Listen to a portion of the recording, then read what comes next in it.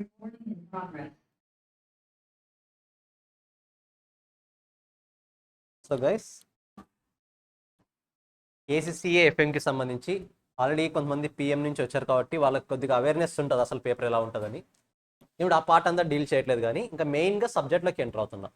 అసలు ఎఫ్ఎం ఏంటి, మనకు లైఫ్లో ఎందుకు యూజ్ అవుతుంది. ఈరోజు మెయిన్గా ప్రాబ్లమాటిక్ చాప్టర్లోకి ఎంటర్ అవ్వము.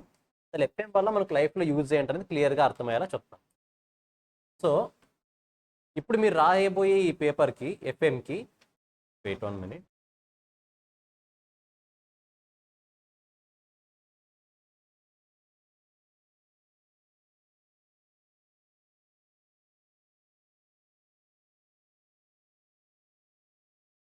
సరే, ఎఫ్ఎంకి నేను ఆల్రెడీ చెప్పాను, ఎఫ్ఎం అనేది మీకు బేసిక్ లెవెల్లో ఎక్కడ రాదు. ఓకేనా? లెట్స్ ఏ పిఎం అనుకోండి, పర్ఫార్మెన్స్ మేనేజ్మెంట్ అనుకోండి, బేసిక్ లెవెల్లో ఎంఏ అనే పేపర్ వస్తుంది. బట్ ఎఫ్ఎంకి బేసిక్ లెవెల్లో ఎలాంటి పేపర్ కూడా లేదు. అంటే ఎఫ్ఎం అనేది మీకు ఎక్కడి నుంచి స్టార్ట్ అవుతుంది? సెకండ్ స్టేజ్ నుంచే స్టార్ట్ అవుతుంది. సెకండ్ స్టేజ్ ఏది మనకి? Skill level. థర్డ్ లెవెల్లో ఎలాంటి పేపర్ ఉండదు, స్కిల్ లెవెల్లోనే ఇది స్టార్ట్ అవుతుంది.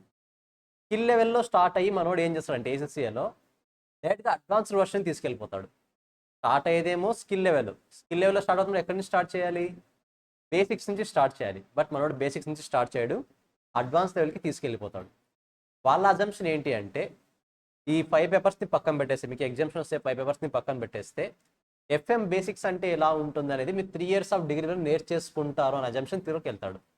ఎందుకంటే మీరు డిగ్రీ 3 years చేస్తారు కదా, 3 yearsలో ఖచ్చితంగా ఎఫ్ఎం బేసిక్స్ అని నేర్చుకుంటారు. అసలు ఎఫ్ఎం అంటే ఏంటి, ఆల్మోస్ట్ 30 to 40% ఆఫ్ సిలబస్ నేర్చుకుంటారు డిగ్రీలో. సో ఆ మైండ్ సెట్తో వీళ్ళు ఏం చేస్తారు అంటే, so do not start with the basics, let's go to directly advance అని చెప్పేసి అడ్వాన్స్డ్ వర్షన్ నుంచి వెళ్తాడు. మరి మనం ఎక్కడి నుంచి వెళ్ళాలి? బేసిక్స్ వర్షన్ నుంచి వెళ్ళాలి. కాబట్టి ఫస్ట్ బేసిక్స్ నుంచే స్టార్ట్ అయ్యి మెల్లమెల్లగా అడ్వాన్స్డ్ వర్షన్స్లోకి వెళ్తాం.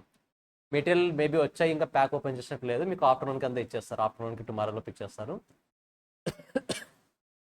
సో మీకు ఇచ్చే మెటీరియల్ ఏంటి ఇప్పుడు? FM concept material. Once FM concept మెటీరియల్లో ఉన్న కాన్సెప్ట్ని డీల్ చేసిన తర్వాత ఏది డీల్ చేస్తాం? వర్క్ బుక్లో ఉన్న కాన్సెప్ట్ మెటీరియల్. ఏ వర్క్ బుక్? బీపీపీ. సో మీకు బీపీపీ వర్క్ బుక్ కూడా ఇచ్చేస్తారు. దాని తర్వాత బీపీపీ ప్రాక్టీస్కి తర్వాత చూస్తాం మనం. సో ఆర్డర్ క్లారిటీ వస్తుంది కదా, 3 stages అనేది. FM concept, work book concept, BPP practice kit, 3 stages ఉంటాయి. ఇప్పుడు మనం డీల్ చేస్తున్నది ఫస్ట్ మెటీరియల్, అంటే FM concept material. Before going in to the concept, first నాకు ఒక క్లారిటీ ఇవ్వాలి. మీకు కొన్ని టర్మినాలజీస్ తెలుసో తెలీదో నాకు క్లారిటీ కావాలి. కొంతమంది తెలిసిన వాళ్ళు ఉంటారు, బట్ నేను మెయిన్గా ఎక్స్పెక్ట్ చేసేది ఫౌండేషన్ నుంచి వచ్చిన వాళ్ళ గురించి, వాళ్ళ దగ్గర నుంచి, ప్లస్ పిఎం పేపర్ చదివి వచ్చి ఉంటారు కదా, వాళ్ళ దగ్గర నుంచి ఆన్సర్స్ ఎక్స్పెక్ట్ చేస్తున్నా. మెయిన్గా మీరు ఇన్వాల్వ్ అవ్వాలి బాగా. సో ఎప్పుడైనా టైం వాల్యూ ఆఫ్ మనీ అనే కాన్సెప్ట్ విన్నారా? టైం వాల్యూ ఆఫ్ మనీ విన్నారా, వినలేదు? ఫౌండేషన్ వాళ్ళు మ్యాథ్స్లో వచ్చి ఉంటుంది కాబట్టి వినుంటారు. మ్యాథ్స్ అయినా స్టార్ట్స్ మ్యాథ్స్లో వచ్చింది కాబట్టి వినుంటారు. బట్ పిఎం వాళ్ళకి ఇంకా అసలు కాన్సెప్ట్ ఏంటో కూడా తెలియదు. కరెక్టా? అసలు టైం వాల్యూ ఆఫ్ మనీ అనే కాన్సెప్ట్ ఏంటో కూడా తెలియదు. సో ఫస్ట్ మనం దాని గురించి డీల్ చేద్దాం. క్యాలిక్యులేషన్ డిస్కస్ చేయండి ఈరోజు. ఓన్లీ ఫస్ట్ కంటెంట్ మాత్రమే డిస్కస్ చేద్దాం, క్యాలిక్యులేషన్స్ అన్ని తర్వాత చూద్దాం. గైస్, ఇప్పుడు నేను ఒక 10,000 రూపీస్ ఇస్తాను, ఓకేనా? 10,000 రూపీస్. 10,000తో ఏదైనా పర్చేస్ చేయగలిగే ఒక మంచి ఐటమ్ చెప్పండి. Any one item. వాచ్? సరే. ఏదో ఫ్రిడ్జ్? ఓకే, వాచ్ అనుకుందాం. నీకు వాచ్ ఇష్టం లేకపోతే ఫ్రిడ్జ్, ఏదో ఒకటి మొత్తానికి, ఓకేనా? ఇదే 10,000 ఇప్పుడు 2025 ఆల్మోస్ట్, కరెక్టా? 2030లో సేమ్ 10,000 ఇస్తాను, మీరు సేమ్ వాచ్ తీసుకొచ్చి నాకు ఇవ్వగలరా? ఇవ్వలేరా? ఎందుకు ఇవ్వలేరు? నేను అందరి పాయింట్స్ కన్సిడర్ చేస్తాను, 1 by 1 చెప్పండి. ఎందుకు ఇవ్వలేరు? వాచ్ వాల్యూ పెరుగుతుందా? Wait. First one, watch value increase అవుతుంది. Second one, inflation. What is mean by inflation will discuss next. ఇంకా ఎన్ని రీజన్స్? డిమాండ్ ఏమవుతుంది, ఇంక్రీజా డిక్రీజా? డిమాండ్. నేను క్లారిటీ ఇస్తాను. ఎస్, ఇంకోటి ఏదో చెప్పారు ఇంకొకటి. గైస్ ఆన్లైన్ వాళ్ళు మరొకతాలు చేస్తున్నారు, ఇన్వాల్వ్ అవ్వాలి. ఏ రోజు ఈరోజు థర్స్డే కదా, అయితే పర్లేదు, అందరు మాట్లాడవచ్చు. మాట్లాడండి, ప్రతి ఒక్కరు మాట్లాడాలి. డిమాండ్ ఇంకా టైం, టైం అంటే ఇప్పటికి అప్పటికి 5 years గ్యాపా? సరే, time gap. Political factors, yes Dheeraj. Rupee value decrease అవుతుంది, పర్ఫెక్ట్. ఇంకా అన్ని పాయింట్స్ కరెక్టే. ఆ టైంకి వాచ్ ఉంటుందో లేదో మేబీ సర్వే అవ్వచ్చు, అవ్వకపోవచ్చు. Increase in variable cost, yes, nothing but all type of variable cost increase అవుతాయి. 5 years కాబట్టి ఫిక్స్డ్ కాస్ట్ కూడా ఇంక్రీజ్ అవుతుంది. వేరియబుల్ కాస్ట్ ఒకటే కాదు, ఫిక్స్డ్ కాస్ట్ కూడా ఇంక్రీజ్ అవుతుంది, అంటే ఓవరాల్ కాస్ట్ కూడా ఇంక్రీజ్ అవుతుంది. సో ఇవన్నీ ఒక రీజన్స్. బట్ దీంతో పాటు ఇంకొక మెయిన్ రీజన్ కూడా ఉంది. ఇప్పుడు ఇదే 10,000 నేను ఇప్పుడే మీకు ఇస్తాను, ఈ రోజే ఇస్తాను, January 1st ఇస్తాను, ఓకేనా? మీకు అదొక ఆప్షన్ ఇస్తున్నా. 5 years తర్వాత అంటే 2030 రోజు వచ్చినా సరే నేను అదే 10,000 ఇస్తాను. మీరు ఎప్పుడు తీసుకుంటారు? 2025లో తీసుకుంటారా, 2030లో తీసుకుంటారా? Why not 2030? అప్పుడు మనం ఉంటామనేది డౌటా? ఎందుకు? పోనీ 10,000 కాకుండా 2025లో అదే వాచ్ ఇస్తాను, 2030లో కూడా అదే వాచ్ ఇస్తాను. నేను వాచ్ అంటున్నా, ఇప్పుడు మనీ అనట్లేదు, ఓకేనా? మీకు 2 options. 2025లో ఎదర్ మీరు వాచ్ అనేది తీసుకోవచ్చు, 10,000 అయినా తీసుకోవచ్చు. 2030లో కూడా 2 options మీకు, వాచ్ అనేది తీసుకోవచ్చు, 10,000 అని తీసుకోవచ్చు. నేను ఫస్ట్ కంపేర్ చేస్తున్నది మనీ. 2030లో తీసుకుంటారా, 2025లోనే తీసుకుంటారా? 2025లోనే తీసుకుంటారు, కరెక్టా? అదే వాచ్ అనుకోండి, ఎప్పుడు మీరు 2025లో తీసుకున్నా 2030లో తీసుకున్నా మీకు ఏమైనా లాస్ ఉంటుందా? ఏమైనా ఇంపాక్ట్ ఉంటుందా? ఎందుకు? మీకు వస్తున్నది ప్రోడక్ట్, ఇక్కడ మీకు వస్తున్నది మనీ. ఎందుకు ఈ డిఫరెన్స్ వస్తుంది? ఈ ఆప్షన్స్తో ఎందుకు 2025 సెలెక్ట్ చేసుకుంటారు అంటే బికాజ్ ఆఫ్ ఆపర్చునిటీ. నేను 10,000 ఇస్తాను, మీరు ఆ 10,000తో వాచుకుంటారని గ్యారంటీ ఉందా? You have number of opportunities.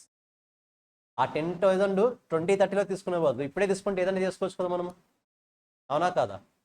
Pushpa movie second trial వేయచ్చు, మీరు కూడా ఎక్స్పీరియన్స్ అవ్వచ్చు, జైలు మొత్తాన్ని మీరు కూడా అడుగు పెట్టి బయటికి రావచ్చు. ఇలాంటి సినారీస్ అన్ని కూడా ఎక్స్పీరియన్స్ అవ్వచ్చు. అంటే 10,000 ఉంటే మీరు నంబర్ ఆఫ్ ఆప్షన్స్ ఉన్నాయి ఏమైనా చేయొచ్చు అనేది. సో 10,000 ఇప్పుడు ఇస్తానా ఫ్యూచర్లో ఇస్తానా అంటే అల్టిమేట్గా ప్రతి ఒక్కరు కూడా ఇప్పుడే ఇవ్వమని చెప్తారు. అదే ఒకవేళ వాచ్ అనుకోండి, ఇప్పుడు ఇచ్చినా ఫ్యూచర్లో ఇచ్చినా ఒకటే, పెద్ద డిఫరెన్స్ ఉందా? మహా అయితే నువ్వు యూస్ చేయాలనుకుంటే ఇప్పుడు యూస్ చేస్తావు, 5 years తర్వాత యూస్ చేయాలనుకున్నా కూడా సేమ్ వాచ్ ఇస్తాను, కాబట్టి అల్టిమేట్గా ఇంపాక్ట్ అయితే ఉండదు.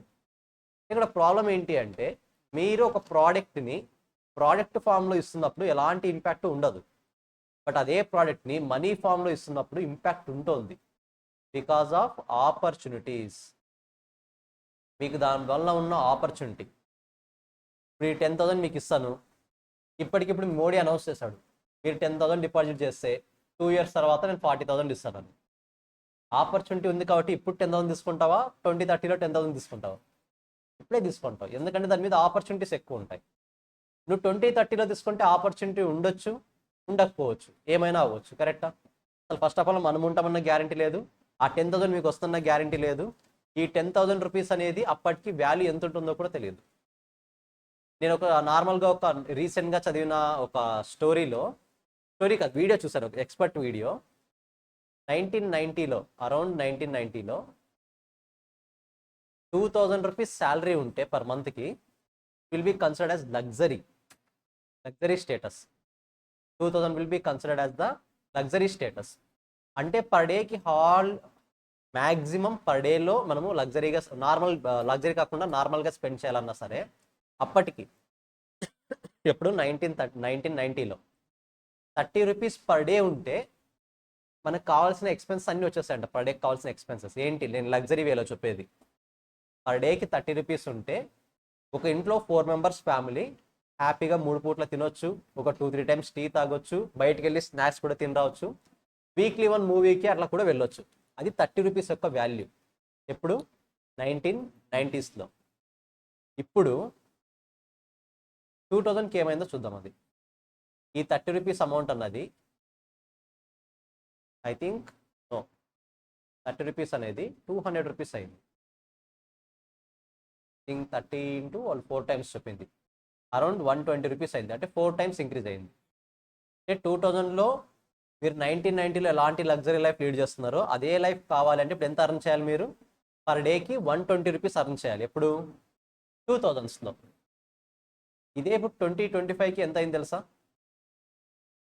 పర్ డేకి ఇదే లగ్జరీ లైఫ్ 30 రూపీస్ ఉన్నప్పుడు 1990స్తో ఎలాంటి లగ్జరీ లైఫ్ ఉండేదో అదే లగ్జరీ లైఫ్ 2000స్తో ఎలాంటి లగ్జరీ లైఫ్ ఉండేదో అదే లగ్జరీ లైఫ్ 2025లో మీరు ఉండాలి అంటే ఈ వాల్యూ 1000 రూపీస్ అయింది పర్ డేకి. పర్ డే 1000 రూపీస్ ఉంటే యూ కెన్ సర్వే నార్మల్లీ. మరీ లగ్జరీ కాదు, కానీ మరీ అలా బిలో యావరేజ్ కూడా కాదు, యావరేజ్ కూడా కాదు, above average to similar to luxury, almost luxury. మీరు అనుకోవచ్చు, సార్ 1000 రూపీస్తో ఏం చేస్తాం సార్ మనం, అసలు ఏం ఖర్చులు ఉంటాయి ఒక ఫ్యామిలీకి? నేను చెప్పేది 4 మెంబర్స్ ఫ్యామిలీకి on an average sir count చేద్దామా ఏమవుతుందో? జనరల్గా చెప్పండి, ఏ ఉంటాయి పర్ డే ఎక్స్పెన్సెస్ మనకి? మీరు పర్ డే అంటే పర్ డేది లెక్కేయకూడదు, మంత్లీ ఓవరాల్గా మంత్కి ఇంకర్ అయితే కూడా పర్ డేకి కన్వర్ట్ చేసి చెప్పాలి. వెజిటేబుల్స్ ఎంత పర్ డేకి?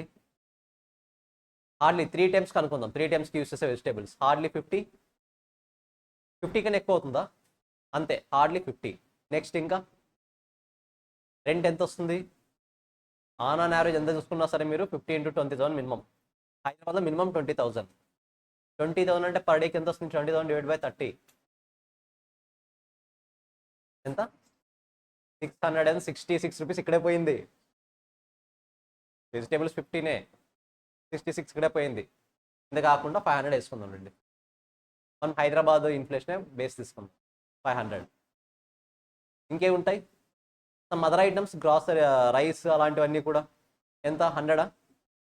1 డేకే కదా 100. ఓకే, ఇంకా ఎలక్ట్రిసిటీ, యూటిలిటీస్, కన్వీనియన్స్ ఫీస్, ఇవన్నీ కూడా హార్డ్లీ ఒక 100 ఆన్ అన్ యావరేజ్.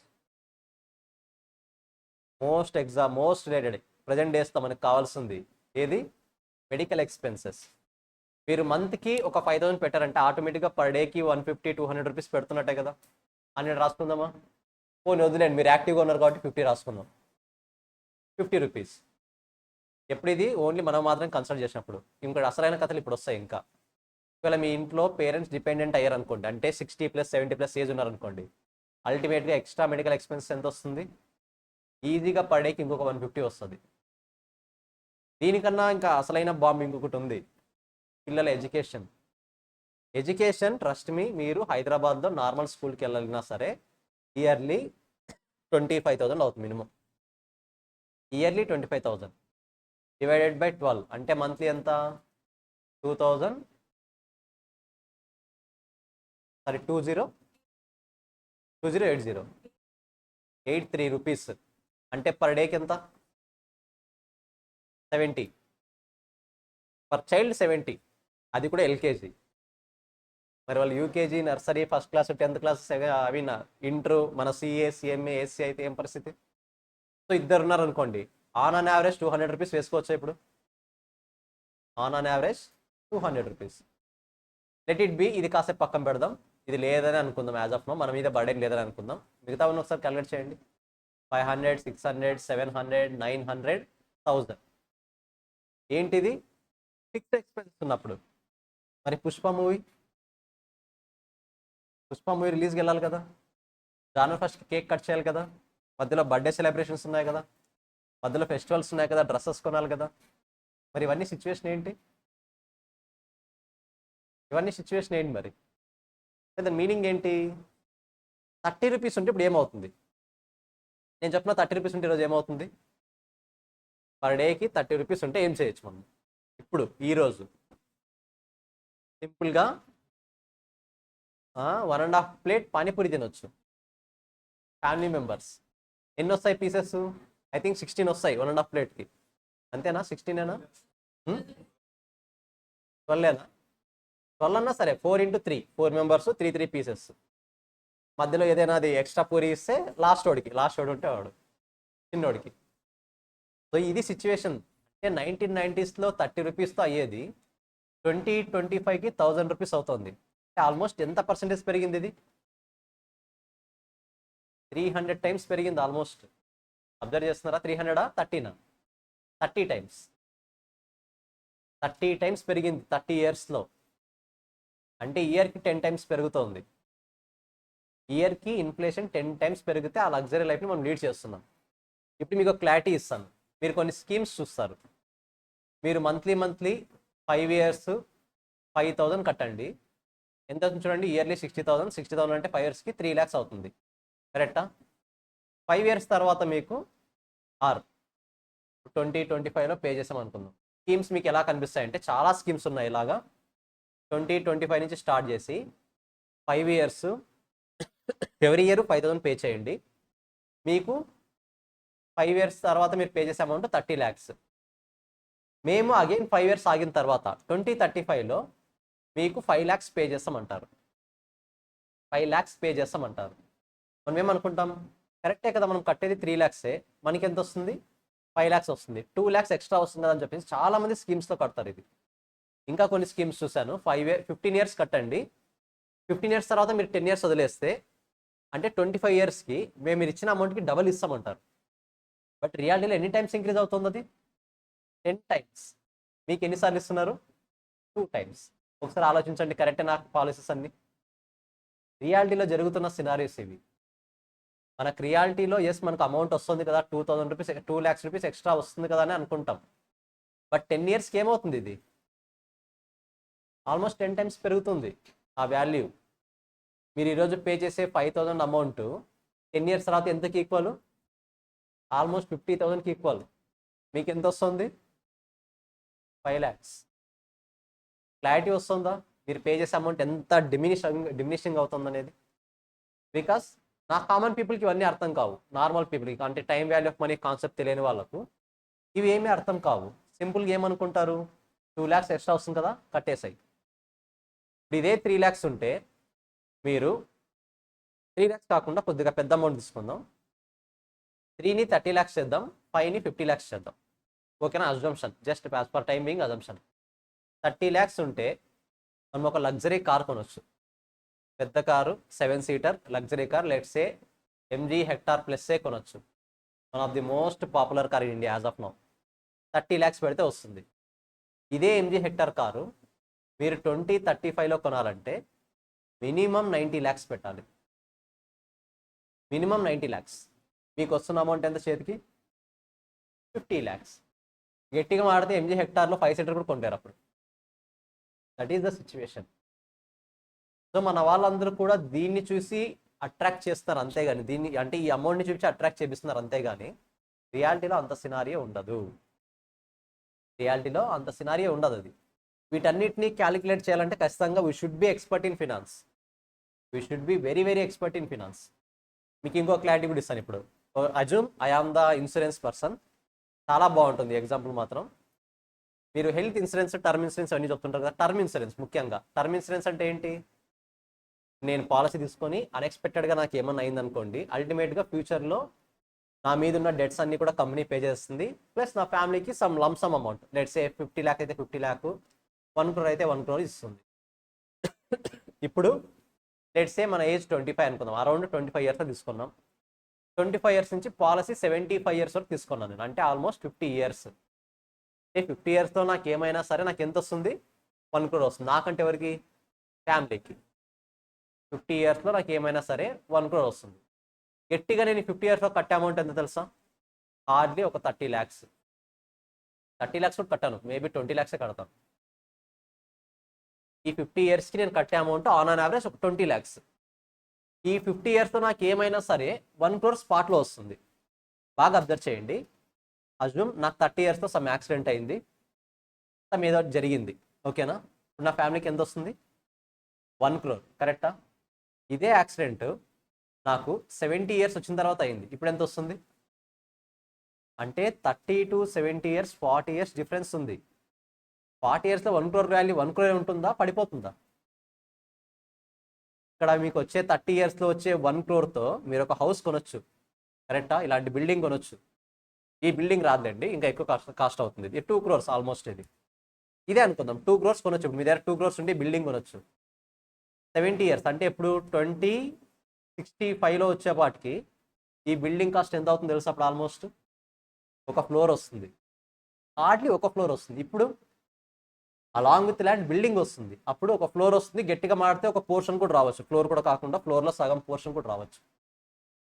అంటే ఇక్కడ కూడా చూడండి, వాళ్ళు ఇస్తున్న వాల్యూ ఒకటే, కానీ దానికి వచ్చే టైంని బట్టి వాల్యూ ఏమైపోతుంది? పడిపోతుంది. దానికి వచ్చే వాల్యూని బట్టి పడిపోతుంది వాల్యూ అనేది, దానికి వచ్చే టైంని బట్టి వాల్యూ పడిపోతుంది. So time value of money అనే కాన్సెప్ట్ ఏం చెప్తుందంటే, నువ్వు ఈ రోజు అర్న్ చేసే 1 రూపీ అనేది ఈ రోజుకి మాత్రమే 1 rupee. Tomorrow, day after tomorrow ఇలా టైం పాస్ అయ్యే దాని వాల్యూ ఏమైపోతుంది? డిక్రీజ్ అయిపోతుంది.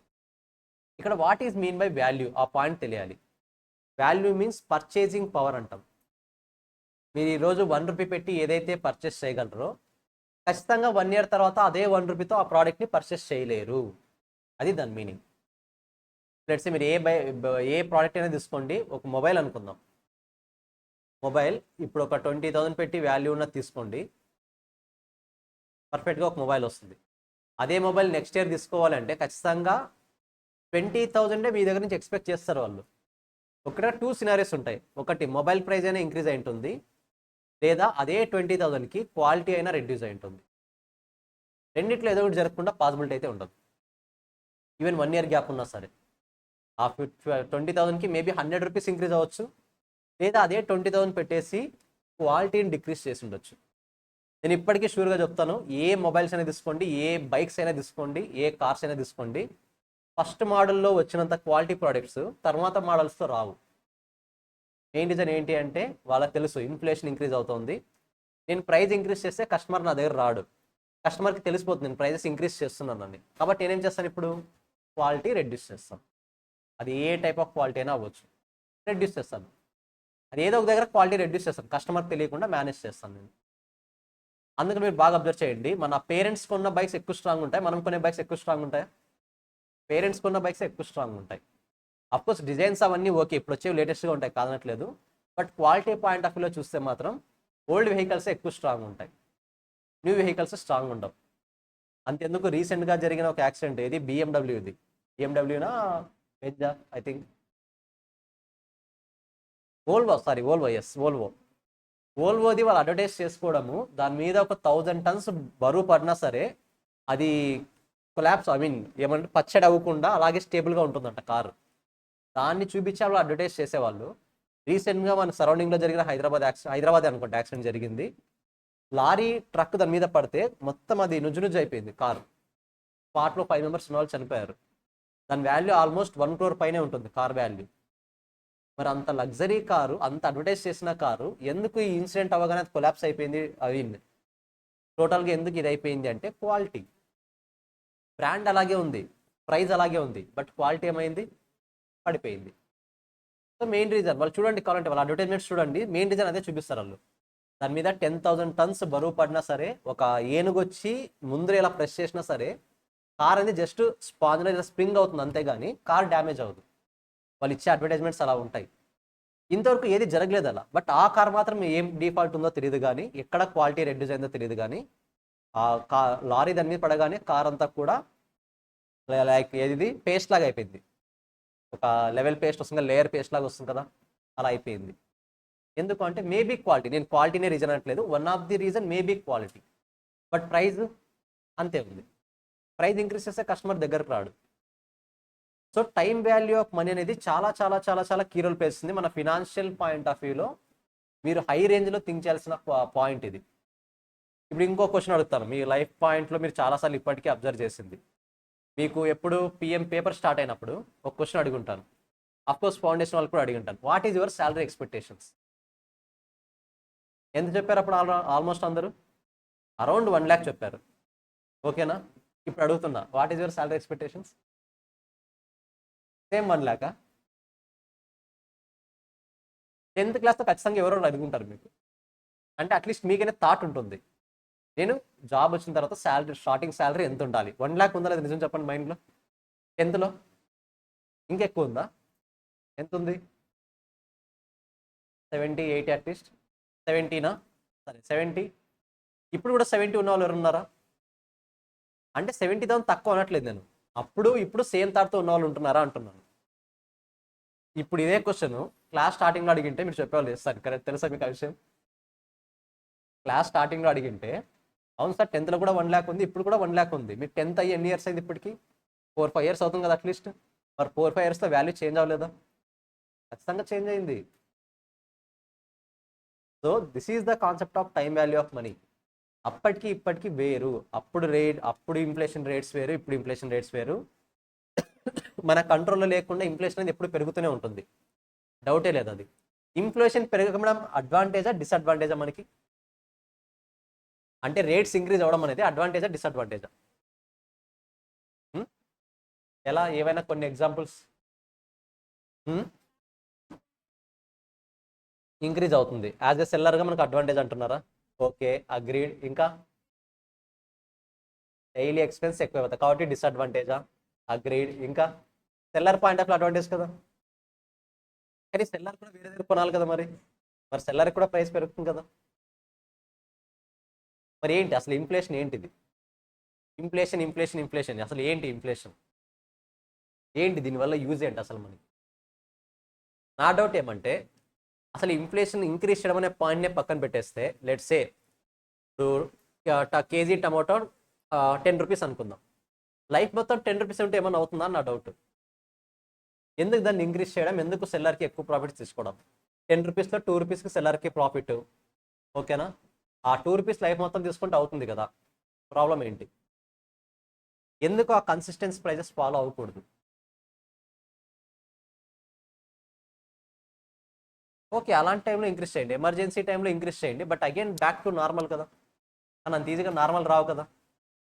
10 రూపీస్ ఉన్నది 100 రూపీస్కి పెరిగిందంటే డిక్రీజ్ అయిన తర్వాత 20 రూపీస్కి కాన్స్టెంట్ అయిపోతుంది అది. మరి 10 రూపీస్కి రావట్లేదు అంత ఈజీగా ఎక్కడ కూడా, కరెక్టా? మొబైల్ ఫోన్స్ 10,000తో స్టార్ట్ అయ్యి ఓకే 10 years తర్వాత కూడా 10,000 ఉండొచ్చు కదా. Best example petrol. నాకు తెలిసి నేను ఎక్కువగా స్టార్టింగ్ పెట్రోల్ వేయించుకున్న ఏజ్ ఏదంటే hardly 40 rupees litre, 40-50 rupees litre. Just ఒక 5 to 6 yearsలోనే 100 క్రాస్ అయిపోయింది. ఏమవుతుంది? 50 రూపీస్ ఉంటే ఏమవుతుంది? 50 రూపీస్ ఉంటే ఏమవుతుంది? అసలు ప్రాబ్లం ఏంటి 50 రూపీస్? అదే అది కూడా ఎందుకు పెంచాలంటాను.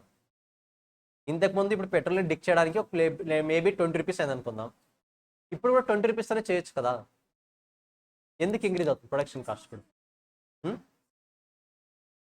సేమ్ అరబ్బే, సేమ్ అరబ్ కంట్రీనే, సేమ్ వర్కర్సే, సేమ్ మిషనే.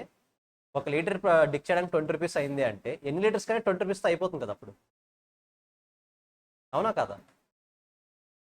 అన్నీ కన్సిడర్ చేయాలి కదా. ఇప్పుడు లెట్స్ సే మీకు ఇంకో స్కూల్ ఎగ్జాంపుల్ తీసుకుని చెప్తాను. 5th క్లాస్లో మీకు ఒక టీచర్ వస్తాడు. 5th క్లాస్ మీ ఫీ వచ్చేసి 5,000 రూపీస్ పర్ ఇయర్. సేమ్ ఫ్యాకల్టీసే 6th 7th కూడా వస్తారు, కరెక్టా? అవునా కాదా? మరి అప్పుడు ఫీజు సేమ్ ఉండాలి కదా, ఎందుకు ఇంక్రీజ్ చేశారు? సేమ్ ఫ్యాకల్టీసే కదా చెప్పేది, ఎందుకు ఇంక్రీజ్ చేశారు? నాలెడ్జ్ పెరుగుతుంది, అగ్రీడ్. ఇంకా అంటే ఫ్యాకల్టీస్ ఎక్కువ టైప్ ఆఫ్ ఇన్పుట్ ఇవ్వాలి కాబట్టి ఎక్కువ చార్జ్ చేస్తారు, అగ్రీడ్. 1 point agreed. ఇంకా assume you are the finance minister now, you are the Nirmala Sitharaman, ఓకేనా? మీరు ఇప్పుడు మీ చేతిలో 2 ఆప్షన్స్ ఉన్నాయి. 10 రూపీస్ ఉన్న ప్రైస్ని 15 రూపీస్ చేయాలా వద్దన్న ఆప్షన్ మీ చేతిలో ఉంది. చేస్తారా చేయరా మీరు? Assume you are the Nirmala Sitharaman, you are the finance minister. 10 రూపీస్ని 15 రూపీస్ చేస్తారా చేయరా? జస్ట్ మీ ఒపీనియన్ చెప్పండి, కరెక్టా రాంగా తర్వాత చూద్దాం ఎందుకనేది. మనం ఆన్లైన్ వాళ్ళకి అడగాలి. మన వాళ్ళు మౌనవ్రతాలు ఎక్కువ చేస్తున్నారు. ఫినాన్స్ మినిస్టర్ నిజంగానే చేయాలి వెళ్ళి. ప్రావీణ్య ఆన్సర్ చేయాలి. రితికా లక్ష్మి, సాయి కార్తీక్, శివ, సాయి లిఖిత ఆన్సర్ చేయాలి అందరూ. ఏం చేద్దాం, ఇంక్రీజ్ చేస్తారా చేయరా? గోపీకృష్ణ, కార్తికేయ ఇంక్రీజ్ చేస్తారా చేయరా? అగ్రీడ్. డాలర్ వల్ల కూడా చేంజ్ అవుతుంది, బట్ నాకు ఈ పాయింట్ కావాలి స్పెసిఫిక్గా. రూపీస్ ఉన్నదాన్ని 50 రూపీస్ చేస్తారా చేయరా? ఇప్పుడు ఈ ఒపీనియన్ నేను చెప్పిన తర్వాత 100% బెట్ ఇప్పుడు చాలా మందికి ఫినాన్స్ మినిస్టర్ మీద ఒక నెగిటివ్ ఒపీనియన్ ఉంది. కరెక్టా? ప్రైజెస్ పెంచేస్తున్నారు 100% అగ్రీడ్. కానీ ఇప్పుడు నేను రీజన్ చెప్పిన తర్వాత మీరు ఆ మైండ్ సెట్ మార్చుకుంటారు. నిర్మలా సీతారామనే కాదు, ఎవరున్నా సరే ఆ సిచ్యువేషన్లో చేసేది అదే. ఎందుకు అంటే let's say tomato price 10 rupees అనుకుందాం. 10 రూపీస్ నుంచి 5 రూపీస్కి రెడ్యూస్ చేశాను. How will you think? Finance మినిస్టర్కి వెళ్ళి పూలదండ వేసేస్తారు. కరెక్టా? ప్రైజెస్ రెడ్యూస్ చేస్తున్నారని చెప్పేసి. అవునా కదా? ఇదే 10 రూపీస్ని 15 రూపీస్ చేశాను. ఇప్పుడు పూలదండలు కాకుండా వేరే దండలు వేస్తారు. కరెక్టా? అల్టిమేట్గా జరిగేది అదే. కానీ trust me, finance minister point of view ఆలోచించండి. 10 రూపీస్ని 5 రూపీస్గా చేస్తే మహా అయితే మన ఇండియన్ కస్టమర్స్ అందరూ కూడా, ఇండియన్స్లో ఉన్న పీపుల్ అందరూ కూడా హ్యాపీగా ఫీల్ అవుతారు. కానీ దానికన్నా డేంజర్ ఇష్యూ కూడా జరుగుతుంది. ఏం తెలుసా? మన ఇండియన్ జీడిపి పడిపోతుంది. ఇండియాకు వస్తున్న ఇన్కమ్ పడిపోతుంది. ఎప్పుడైతే ఇండియాకు వస్తున్న ఇన్కమ్ పడిపోతుందో వేరే కంట్రీస్ డామినెన్స్ మన మీద ఇంక్రీజ్ అవుతుంది. వేరే కంట్రీ మనల్ని డామినేట్ చేసే స్కోప్ ఎక్కువ అవుతుంది. వేరే కంట్రీ డామినేట్ చేసే స్కోప్ ఎక్కువ అవుతుందంటే ఆటోమేటిక్గా మన ఇండియా మీద మన కంట్రోల్ ఉన్నట్ట పోయినట్టు. ఇప్పుడు ఇదే సినారీ ఇంకో విధంగా చెప్తాను. 10 రూపీస్ నుంచి 15 రూపీస్కి ఇంక్రీజ్ చేశాను. దీనివల్ల ఇండియాలో ఉన్న కస్టమర్స్ అందరూ హర్ట్ అవుతారు. ఎందుకు ఇప్పుడు హర్ట్ అవుతున్నట్టు? రేట్స్ పెంచారని. కానీ ఇండియన్ జీడిపి ఇంక్రీజ్ అవుతుంది. ఇండియన్ జీడిపి ఇంక్రీజ్ అవుతుంది అంటే వేరే కంట్రీస్ మన కంట్రీ మీద మనల్ని కదిలించడానికి కూడా భయపడతాయి. ఎందుకంటే మన దగ్గర స్ట్రాంగ్ పవర్ ఉంది కాబట్టి. మనము వేరే వాళ్ళ కంట్రోల్లో ఉండడం బెటరా, మనం కొద్దిగా ఇబ్బందులు ఫేస్ చేసినా సరే మన కంట్రోల్లో మనం ఉండడం బెటరా? క్లారిటీ వస్తుందా? This is how finance minister things. Finance ministry point ఉన్నదే అందుకు. సింపుల్గా చెప్పాలంటే ఫినాన్స్ మినిస్టర్కి ఎప్పుడు కూడా ఎమోషన్స్తో ఉండకూడదు. ఎమోషన్స్ ఉంటే ఏమవుతుంది? ప్రజలు హ్యాపీ అవుతారు, జీడిపి పడిపోతుంది. ఎమోషన్స్ లేదంటే ఏమవుతుంది? ప్రజలు కాస్త హర్ట్ అవుతారు, కానీ జీడిపి ఇంక్రీజ్ అవుతుంది. మరి ఇప్పుడు ఫినాన్స్ మినిస్టర్ ఎమోషనల్గా ఉండాలా వద్దా? ఉంటారు కొన్ని పాయింట్స్లో. ఎప్పుడు తెలుసా? ఎలక్షన్స్ ఇంకో 1 year ఉందన్నప్పుడు ఎమోషనాలిటీ పెరుగుతుంది. ఆటోమేటిక్గా ప్రైస్ ఏమవుతుంది? ఇప్పుడు 10 నుంచి ఏమవుతుంది? 5 రూపీస్ అవుతుంది. ఎలక్షన్స్ కంప్లీట్ అయిపోయాయి. ఎమోషన్ ఏమవ్వాలి? కమర్షియల్ అవ్వాలి.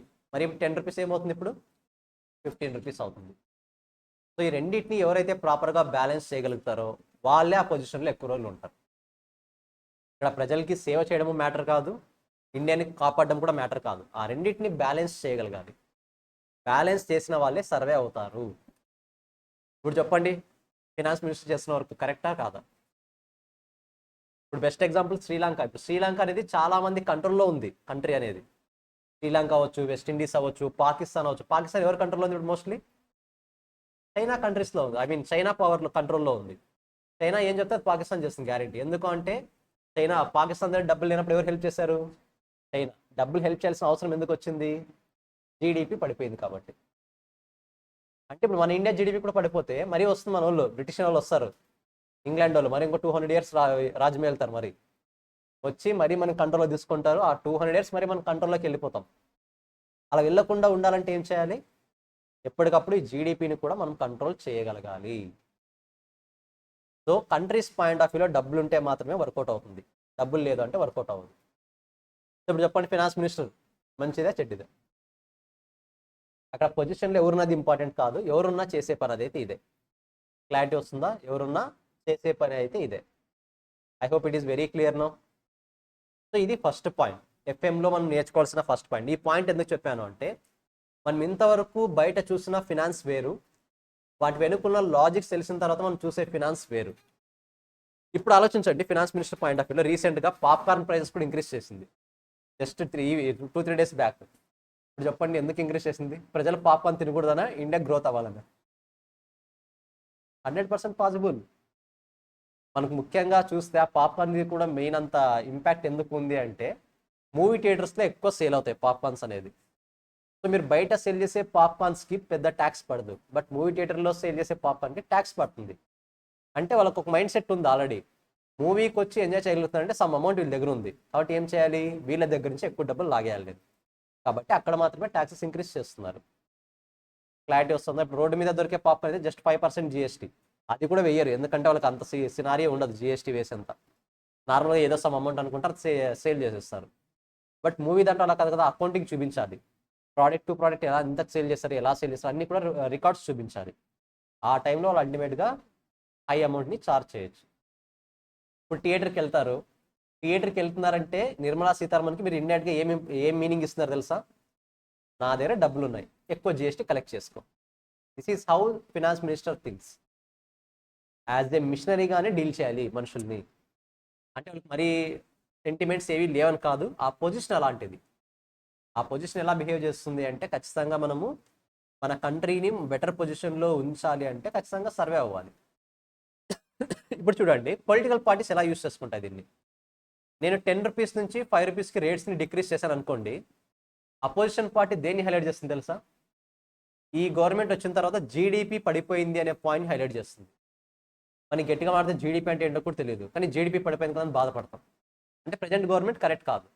అంతేగాని 10 రూపీస్ని 5 రూపీస్ తగ్గించింది అనే పాయింట్ ఎవరు హైలైట్ చేయరు. అలా కాకుండా ఈ 10 రూపీస్ని 15 రూపీస్ని హైలైట్ చేశాను అనుకోండి, రేట్స్ పెంచారని చెప్తారు కానీ జీడిపి డెవలప్ అయిందని ఎవరు చెప్పారు? అపోజిషన్ పార్టీస్ నేను చెప్తున్నది. అంటే వాళ్ళు కూడా ఏం చేస్తున్నారు, సిచ్యువేషన్ని మన వాళ్ళకు అనుకూలంగా కన్వర్ట్ చేస్తున్నారు. థింక్ చేయాల్సింది ఎవరు? మనం. సో చాలా పాయింట్స్తో ఆలోచించాలి ఇలాంటివన్నీ. చాలా పాయింట్స్లో ఎఫ్ఎం మనం నేర్చుకుంటున్నాము అంటే రియాలిటీలో ఎఫ్ఎంని అప్లై చేస్తే ట్రస్ట్ మీ చాలా చాలా హైలైట్గా ఉంటుంది. మనకు రియాలిటీలో మార్కెట్లో మీరు చూస్తే I think certified wealth partners, financial wealth partners అని చెప్పేసి కొంతమంది ఉంటారు. ఈవెన్ మనం కూడా చేయొచ్చు. అంటే మనం క్వాలిఫై అయిన తర్వాత చేయాలి, సపరేట్ కోర్స్, అది ఈజీగానే అయిపోతుంది. మనకున్న ప్రొఫెషన్స్ ఇండియాలో ఉన్న అన్ని ప్రొఫెషన్స్లో ఎక్కువగా అర్న్ చేసే టాప్ 5 కేటగిరీలో వీళ్ళు కూడా ఉన్నారు. వీళ్ళు ఏం చేస్తారంటే ఒక పర్టికులర్ క్లయింట్స్ ఉంటారు, ఆ క్లయింట్స్కి వాళ్ళకు ఫినాన్షియల్గా ఎలా దేంట్లో ఇన్వెస్ట్ చేయాలి, ఎలా డీల్ చేయాలి, మీరు మ్యారేజ్కి కూడా ఏ దాంట్లో ఎంత ఇన్వెస్ట్ చేయాలో కూడా చెప్తారు. వీళ్ళు ఎలా బేస్ చేసుకొని చెప్తారు అంటే మెయిన్ ఒకటే, వాళ్ళు అన్ని యాంగిల్స్తో కూడా థింక్ చేయడం తెలుసు ఫినాన్స్గా. ఇప్పుడు బిఫోర్ దట్ నిర్మలా సీతారామన్ గురించి మీరు ఒక పాయింట్ ఆఫ్ వ్యూ ఆలోచించారు, కరెక్ట్? నిర్మలా సీతారామన్ అన్న పేరు ఫుల్ నేమ్, ఎస్. ఫినాన్స్ మినిస్టర్ని ఒక పాయింట్ ఆఫ్ వ్యూ ఆలోచించారు, ప్రైజెస్ ఇంక్రీజ్ అవుతున్నాయని. బట్ ఒకవేళ ప్రైజెస్ ఇంక్రీజ్ చేయకుండా డిక్రీజ్ చేసి ఇండియా మీద ఏదైనా కంట్రీ అటాక్ చేసింది అనుకోండి, అప్పుడు కూడా ఎవరిని తిడతారు మీరు? సేమ్ గవర్నమెంట్ని తిడతారు కదా. మరి అలాంటి సిచ్యువేషన్ రాకుండా ఉండాలంటే ఖచ్చితంగా గవర్నమెంట్ ఏం చేయాలి? ఇప్పుడు జీడిపిని ఇంక్రీజ్ చేయాలంటే ప్రైజెస్ ఇంక్రీజ్ చేయాలి. సో ఇదే సింపుల్ సినారీ మొత్తం జరిగే సినారీ ఇదే. అంటే మీరు ఫినాన్స్లో ఏదైనా ఒక డిసిషన్ తీసుకోవాలంటే 2 కాయిన్స్ ఉంటాయి ఖచ్చితంగా. 2 కాయిన్స్ అని కదా, మోర్ దెన్ 1 స్లైడ్ ఉంటుంది. ఆ స్లైడ్స్ అన్నీ కన్సిడర్ చేయాలి, ఆ యాంగిల్స్ అన్నీ కూడా కన్సిడర్ చేయాలి. అప్పుడు మాత్రమే ఫైనల్ డిసిషన్ తీసుకోవాలి. నేను ఇంకా టైం వాల్యూ ఆఫ్ మనీ అంటే ఏంటి ఇంకా స్టార్ట్ చేయలేదు. అసలు ఫినాన్స్ యొక్క ఇంపార్టెన్స్ చెప్తున్నాను నేను, ఎందుకంత ఇంపార్టెన్స్ ప్లే చేస్తుంది ఇది అనేది. 10th క్లాస్లో మీరు అందరూ 10th క్వాలిఫై అయ్యారు కాబట్టి 10th క్లాస్లో హార్డ్లీ మీ ఎక్స్పెన్స్ ఎంత? 10th ఎక్స్పెన్స్ అంతా కూడా ఇయర్ మొత్తానికి including fee, expenses, books, examination fee, everything. నాదైతే హార్డ్లీ 3000 ఇయర్ మొత్తానికి. మీది ఎంత ఉండొచ్చు మ్యాక్సిమం? 15 మినిమం 30. సరే, ఆన్ అన్ యావరేజ్ 20 వేసుకుందాం. ఆన్ అన్ యావరేజ్ 20-25 ఎంత? 17. ఈవెన్ కరోనా బ్యాచ్ అయినా ఫీజు పే చేసి ఉంటాం కదా, అట్లీస్ట్ 20. కరెక్టా? ఒకవేళ కరోనా బ్యాచ్ కాకపోతే ఇంకా ఎక్కువ అయ్యేది ఖచ్చితంగా. ఆన్ అన్ యావరేజ్ 20 అనుకుందాం. ఇప్పుడు ఇదే 20 గట్టిగా మాడితే 5th క్లాస్ చదువుతారు మీరు, అంతే. ఇదే 20,000 మీ చేతిలో ఉంటే హార్డ్లీ 5th క్లాస్ చదువుతారు ఆ ఎడ్యుకేషన్ది. 10th చదవాలంటే మినిమం ఇప్పుడు ఎంత ఉండాలి? ఖచ్చితంగా 50 దగ్గరికి వెళ్తుంది మీరు చదివిన లెవెల్ ఆఫ్ ఎడ్యుకేషన్ చదవాలి మరి అంటే. దాని మీనింగ్ ఏంటి? ఖచ్చితంగా ప్రజెంట్ ఉన్న మనీ హయ్యర్ పర్చేసింగ్ పవర్ ఉంటుంది. ఈ మనీ ఫ్యూచర్కి వెళ్ళే కొద్ది ఏమవుతుంది? పర్చేసింగ్ పవర్ దానికి తగ్గిపోతుంది. That is called decrease in value of money. So purchasing power ఈ రోజుకి ఫ్యూచర్కి చేంజ్ అవుతుందంటే ఏమవుతుంది? తగ్గిపోతుంది. అలా తగ్గిపోవడాన్ని ఏమంటాం? Decrease in value of money. I hope you are getting the point. So second one, దీంతో పాటు మనకు కొన్ని రీజన్స్ ఉన్నాయి ఎందుకు తగ్గిపోతుంది. We have some reasons. First one is inflation. అల్టిమేట్గా first one is inflation. First one ఏంటి మనం రాసింది? వాచ్ వాల్యూ కదా, okay. So first one is inflation. Second one వచ్చేసి మనకి మెయిన్గా రూపీ వాల్యూ పడిపోవడం, dollar value. As of now $1 equal to almost 85 rupees, almost 85.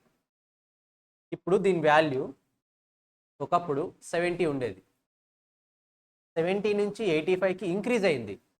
Can we say rupee value is increased? Simple చెప్పాలంటే let's say ఇది 2015 అనుకుందాం, ఇది 2025 అనుకుందాం. 2025లో $1 కొనాలంటే మీరు ఎంత పే చేయాలి? 85 రూపీస్ పే చేయాలి. 2025లో మీరు $1 కొనాలంటే మీరు ఎంత పే చేయాలి? 85. ఇదే డాలర్ని మీరు 2015లో కొనాలంటే ఎంత పే చేసి సరిపోయేది? అంటే మన వాల్యూ ఏమైపోతుంది? డిక్రీజ్ అవుతుంది. 10 years బ్యాక్ 70 రూపీస్ పే చేసి $1 కొనొచ్చు. ఇప్పుడు ఒకే డాలర్ కొనాలంటే ఎంత పే చేస్తున్నారు? 85 రూపీస్ పే చేస్తున్నారు. అంటే same product high amount pay చేస్తున్నారు లేదా? Same product high amount. That's why it is called decrease in value of money. Decrease in value of money. Clarity వస్తుందా? ఇంకా డిమాండ్ అంటారా? Temporary purpose. ఎప్పుడైనా సరే డిమాండ్ చేంజ్ అవ్వడానికి నంబర్ ఆఫ్ రీజన్స్ ఉంటాయి, కరెక్టా? ఒకటైనా రీజన్ డిమాండ్ చేంజ్ అవ్వాలంటే ఓన్లీ ప్రైజేనా? ఏ ఫ్యాక్టర్స్ చెప్పండి డిమాండ్ ఎప్పుడెప్పుడు చేంజ్ అవుతుంది? ప్రైస్ వల్ల చేంజ్ అవుతుంది. ఇంకా ఫౌండేషన్, ముఖ్యంగా చెప్పాలి, ఫౌండేషన్. డిమాండ్ ఎప్పుడెప్పుడు చేంజ్ అవుతుంది? ప్రైస్ వల్ల చేంజ్ అవుతుంది. ఇంకా సారీ, ట్రెండ్ని బట్టి చేంజ్ అవుతుంది. పర్ఫెక్ట్. ఇంకా ట్రెండ్నే మన దాంట్లో ఏమని చెప్తారంటే టేస్ట్ అండ్ ప్రిఫరెన్సెస్ అంటారు. టేస్ట్ అండ్ ప్రిఫరెన్సెస్ని బేస్ చేసుకొని చేంజ్ అవుతుంది. ఇంకా climatic conditions. Yes Dheeraj. Substitute goods, complementary goods. Yes Pavan, ఏదో చెప్పారు. మార్కెట్లో నంబర్ ఆఫ్ సప్లయర్స్ ఎక్కువ ఉన్నప్పుడు, ఇవన్నీ కూడా రీజన్స్, కరెక్టా? సో వీటన్నిటిని బేస్ చేసుకుని డిమాండ్ చేంజ్ అవుతుంది. డిమాండ్ని బేస్ చేసుకుని ప్రైస్ కూడా చేంజ్ అవుతుంది. అది మేబీ ఇంక్రీజ్ అవ్వచ్చు, డిక్రీజ్ అవ్వచ్చు, కానీ వాల్యూ ఆఫ్ మనీని ఇంపాక్ట్ చేయదు. ఇది క్లారిటీ వస్తుందా? కొద్ది వరకు మాత్రమే ఇంపాక్ట్ చేస్తుంది. అది కూడా షార్ట్ రన్లో ఇంపాక్ట్ చేస్తుంది, లాంగ్ రన్లో అయితే ఇంపాక్ట్ చేయదు. టైం గ్యాప్ చెప్పాము కదా, టైం గ్యాప్. మీకు ఇప్పుడు వాచ్ కావాలా 5 years తర్వాత, ఇప్పుడు 10,000 కావాలా, 5 years తర్వాత 10,000 కావాలంటే ఎవరైనా సరే ఇప్పుడే కావాలంటారు. Because of number of reasons. చెప్పాం కదా, ఫ్యూచర్లో మనం ఉంటామో అనేది తెలియదు, అప్పుడు ఎక్స్పీరియన్స్ అవుతాం లేదో కూడా తెలియదు. సో అయ్యేది ఇప్పుడే ఎక్స్పీరియన్స్ అవ్వడం బెటర్, అంతే కదా. పొలిటికల్ ఫ్యాక్టర్స్ అల్టిమేట్గా ఎక్కడైనా సరే మనకు అడ్డం వస్తూనే ఉంటారు. మనకు మీరు సిఎంఏ, సిఏ, ఎస్సీఏ చేసిన డిగ్రీ ఎగ్జామ్స్ ఎలా అయితే అడ్డం వస్తాయో, సేమ్ అలా ప్రతి సినారీలో ఎవరు అడ్డం వస్తుంటారు? మనకి పొలిటీషియన్స్ అడ్డం వస్తుంటారు. వాళ్ళు అల్టిమేట్గా ఎప్పుడు ఉండే ఉంటారు. సో రూపీ వాల్యూ డౌన్ అవ్వడం, variable cost, fixed cost, nothing but total cost. ఎప్పుడైనా సరే టోటల్ కాస్ట్ ఇంక్రీజ్ అవుతుంది. ఎప్పుడు ఇంక్రీజ్ అవుతుంది అంటే ఇన్పుట్ ప్రైజెస్ ఇంక్రీజ్ అయినప్పుడు. ఇన్పుట్ ప్రైజెస్ ఇంక్రీజ్ అవ్వడం అంటే ఏమో ఇంక్రీజ్ అయినట్టు, ఇన్ఫ్లేషన్ ఇంక్రీజ్ అయినట్టే కదా అల్టిమేట్గా. వీటితో పాటు ఇంకో పాయింట్ క్లారిటీ ఇస్తాను ఇప్పుడు. మనకు ఇండియాలో 2.5 lakh అర్న్ చేస్తే no tax. More than 2.5 lakh earn చేస్తే you need to pay 5% tax. ఓకేనా? 2.5 lakh అర్న్ చేస్తే no tax. Greater than or equal to greater than 2.5 lakh అయితే మాత్రమే అప్ టు 5 lakh వరకు 5% ట్యాక్స్ పే చేయాలి. ఇది జనరల్గా ఉన్న రూల్. లెట్స్ ఇంకో ఎగ్జాంపుల్ తీసుకుంటాను సింపుల్గా. 2.5 lakh వరకు 0 పర్ యానం. ఇది per annum. 2.5 lakh to 5 lakh 5% అనుకుందాం. Next greater than 5 lakh to 7.5 lakh 10%. ఇది మీకున్న సినారియో, జనరల్ ఎగ్జాంపుల్ అనుకుందాం. ఓకేనా? ఇప్పుడు నిర్మలా సీతారామన్ వచ్చింది. మరి మీరు 5 lakhs 2.5 lakh వరకు మేము ట్యాక్స్ బేర్ చేయట్లేదు మీరేమీ కూడా. సో నేను మీకు బెనిఫిట్, ఇప్పుడు ఏ పండుగ వస్తుంది? జనవరి ఫస్ట్ ఫెస్టివల్ ఆఫర్ అని చెప్పేసి మీరు 5 lakhs వరకు కూడా ఎలాంటి ట్యాక్స్ పే చేయాల్సిన అవసరం లేదని డిసిషన్ తీసుకుంది. అంటే ఇంతకుముందు 5 lakhs వరకు అరేంజ్ చేస్తే మీరు ఎంత ట్యాక్స్ పే చేయాలి? ఇప్పుడు పే చేయాల్సిన అవసరం ఉందా? లేదు కదా. అంటే అప్ టు 5 lakh వరకు ట్యాక్స్ ఈజ్ నిల్, 0. ఇప్పుడు చెప్పండి, నిర్మలా సీతారామన్ చేసింది మంచిదా? గుడ్ ఇనిషియేటివా, బ్యాడ్ ఇనిషియేటివా? బాగా ఆలోచించి చెప్పండి నాకు. You are the FM students now.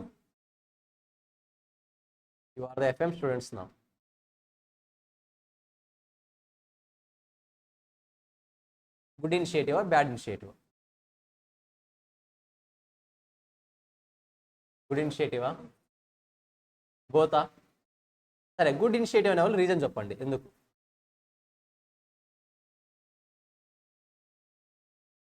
మీరు గుడ్ చెప్తున్నారా బ్యాడ్ చెప్తున్నారా? ఒకవేళ ఎక్కువ అర్న్ చేస్తే అవును. ఇప్పుడు జనరల్గా ఆలోచించండి, ఇంతకుముందు 2 lakhs 2.5 lakhs అర్న్ చేస్తే ట్యాక్స్ పే చేసేవాడిని నేను. అంటే 2.5 తర్వాత ఎంత అర్న్ చేసినా ట్యాక్స్ పే చేసేవాడిని. ఇప్పుడు అప్ టు 5 lakhs వరకు పే చేయట్లేదు. అంటే గవర్నమెంట్కి అప్ టు 5 lakhs వరకు ఇన్కమ్ వస్తుందా రాదా ఇప్పుడు? అలాంటప్పుడు ఏమవుతుంది ఇది? జీడిపి తగ్గుతుంది, గవర్నమెంట్ ఇన్కమ్ కూడా తగ్గుతుంది కదా. ఇప్పుడు ఇంకో పాయింట్ ఆఫ్ వ్యూ ఆలోచించండి, ఇంతకుముందు అప్ టు 5 lakh వరకు అంటే 2.5 టు అప్ టు 5 lakh వరకు 5% ట్యాక్స్ యాజ్ ఏ ఎంప్లాయీగా పే చేసేవాడిని. ఇప్పుడు పే చేయాల్సిన అవసరం లేదు. ఇది నా పాయింట్ ఆఫ్ వ్యూలో గుడ్ అడ్వాంటేజా కాదా? అడ్వాంటేజ్, కరెక్టా? సో ఇప్పుడు మీకు క్లారిటీ ఇస్తాను. 2.5 టు 5 lakh 5% ట్యాక్స్ అంటే ఎంత వస్తుంది మనకు? 2.5 into 5% 7,500, 12,500,